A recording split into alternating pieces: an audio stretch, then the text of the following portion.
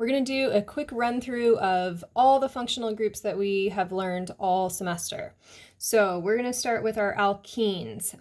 We are going to write down the suffix for each of these. So when you see alkenes, they will always have an "ene" at the end. Generically, you're going to see at least one carbon-carbon double bond. And here's a specific example. This is ethene. Eth is our usual prefix for two carbons, and now our suffix is "ene." Alkynes. Alkynes are going to be two carbons connected by triple bonds. And here's an example. This is actually acetylene, which they use in welding torches. The IUPAC name for this is ethyne. Next up, aromatic. I'm just going to draw you one example of one here. So we have carbons that are connected in a way that every other bond is a double bond, and our names here vary.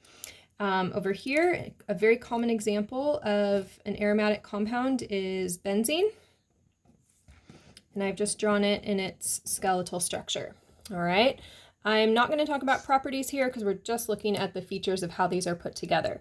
Something else I want to add, all of these compounds, we are looking just at straight up hydrocarbons. So they're built just out of carbons and hydrogens.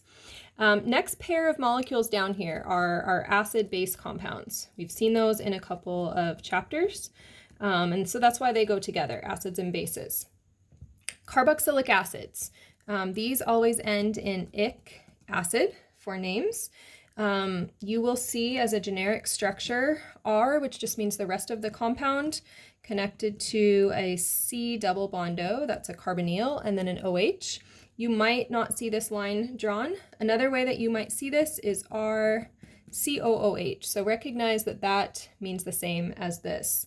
If I give you an example of that, I'm going to draw for you something you probably have in your kitchen. This is vinegar. You can see I wrote the same compound in two different ways, and our IUPAC name for this is ethanoic acid. Next one down, basically the opposite of acids are amines. Amines accept protons where carboxylic acids donate them. You will often see amine at the end of an amine name. There are primary, secondary, and tertiary amines. However, I will not be requiring you to identify those. Taking a look here at our amines, so we're always going to see a nitrogen, and we can have up to 3 carbon groups connected there. And one more thing I want to add here. Up on my carboxylic acid, you might sometimes see the Lewis dots drawn in to show the lone pairs. Nitrogen also, remember, has a lone pair of electrons. You won't always see it written there, but it's there. Okay, let's take a look at what we would call a primary amine. That would be where 2 of the R groups are hydrogens. Or here's a tertiary amine, where all 3 of the R groups are actually carbon groups. So this is a primary amine, this is a tertiary amine. An amine you might have heard of before is dopamine. Can you hear the amine at the end of that? So that is somewhere where you might see that name. Moving along here, now we're going to look at a group of compounds all the way down here to ketones. These contain oxygen, or one of them contains a sulfur. Oxygen and sulfur are in the same group on the periodic table. That's why they group together here. For alcohols, we can see primary, secondary, and tertiary alcohols. You need to be able to identify all of those. We also call them hydroxyls, and you're always going to see R and then an OH. So for example, ethanol we find in our hand sanitizers, some of our drinks. Here's one way to write it. Note, you could also write this in reverse. HO, CH2, CH3. Those are exactly the same thing, just written backwards. And our name for this is ethanol. Next up, a thiol ends in thiol. And we will see an R and then an SH. As I continue over here, again, very similar bonding pattern to the oxygen because it's in the same group. The name of this is ethane thiol. Finally, in this little group of 3 here, we have ethers, which have the very creative suffix of ether. Here you're going to see a carbon group, an oxygen, and another carbon group. Let's go ahead and fill some lone pairs of electrons in here too. Ethers are always going to have a bent shape because you have two groups that want space, two lone pairs. Sulfur also has two lone pairs. Oxygen, two lone pairs up here. These ethers, here's an example, one of the early anesthetics from the 1800s. We have some carbons, and then we have our oxygen, and then we have some more carbons. Notice there's no double bonds to oxygen here. The name of this compound is diethyl ether. You can see that there's two ether groups, and then, two ethyl groups, and then an ether, a single bonded O in the middle. You don't always have to have that same symmetry. Next step, moving down with a little bit more on oxygens. So looking at aldehydes. Aldehydes end in al. You might have heard of these, formaldehyde, before. So you've got some carbon groups. These are always going to be at the end of a chain. I would have lone pairs here and be able to recognize these again with or without the electrons shown. It's on the end of a chain, so you always have that H next to it. A more compact way you might see this written is RCHO, and you need to recognize that means this. Over here, here's an example of one. This is ethanal. So I have that aldehyde at the end. This is what ethanol turns into first when you are digesting it or breaking it down. Ketones end in -one. You've probably heard a lot of names that end in -one. Progesterone, testosterone, cortisone, those all have ketones in them.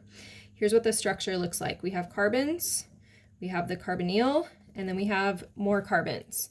A shorthand way you might see this written is like this. Recognize that that CO actually expands into this double bond. Here's an example. This is one you might have around your house. Acetone is in a lot of nail polish removers. The IUPAC name is actually 2-propanone, but around the house we know it as acetone. All right, next up, esters. These tend to have very strong fragrances. You'll definitely never name these, but one of the parts of the name you'll see is O8. So you might see these on some food labels sometimes. You're going to have carbons, and then you're going to see a carbonyl and an O, and then another set of carbons. This is a lot like a carboxylic acid, but it's in the center of a molecule instead. A shorthand way that you might see this written is with the COO all in a line there. So here's an example of one. This is one of the esters that's found in raspberries. Gives a raspberry rum sort of flavor and smell. So you can see that ester group there in the middle. The name of this is ethyl for this part here, and then meth and O8. Meth and O8 to describe that there's one carbon over on this side. Again, you won't have to name that, but just so you've seen it.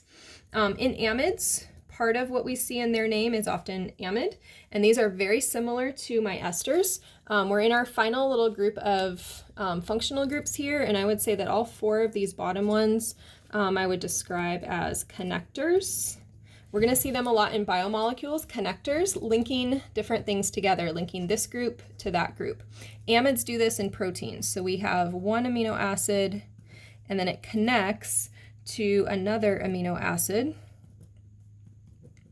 And so we could have a generic structure that looks like this. Another way that you might see this written out, if one of these R's was an H, you might see CONH, and then your R prime, if one of the R's was a hydrogen. So here's an example of what this might look like. CH3, C double bond O, N, and you might see the H either condensed down or expanded up, and then that nitrogen is connected to another carbon. Don't forget, there is that lone pair of electrons on the nitrogen. This is a compound I won't even give you a name for, all right? Last two functional groups that we will see used in sugars. The first is a hemiacetal. These get a little bit more complicated. You might have noticed we were getting more complicated as we went here. I always read these to myself as having an OCOH. I literally say that out loud as I work on these. And you're gonna see these in monosaccharides, things like glucose. I'm going to draw a simplified version of a monosaccharide, but when these fold into rings, we'll see that we get these hexagons or pentagons with an oxygen in them, and coming off there would be an OH. If I look here, I'm going to highlight them for you. I'm looking for an OCOH, and over here I have an O, and then a carbon, and then an OH. It's like a half or hemiacetal. We'll see the acetal in a minute. An acetal then is very similar, except for we now have, instead of a hydrogen, a carbon group here. So we see these in disaccharides and also polysaccharides, where we start to connect some of these rings together. So I would have a ring that looked like this, and then that oxygen would connect over to another ring. So if I can see here, an acetal says OCO, no hydrogens, and here I have OCO, no hydrogens. So I've got my connectors down here. Here is an example of an amide. Here is an example of an ester. Those were my connectors. Moving up, here is my ketone sandwiched between two carbons. Here is my aldehyde, always found on the end of a carbon chain. Looking here, I've got an ether, which is single bonded between two groups of carbons. A thiol, which is a sulfur hydrogen at the end of a chain, or in the middle of a chain, but always an SH. An alcohol, written as OH or also HO, same thing.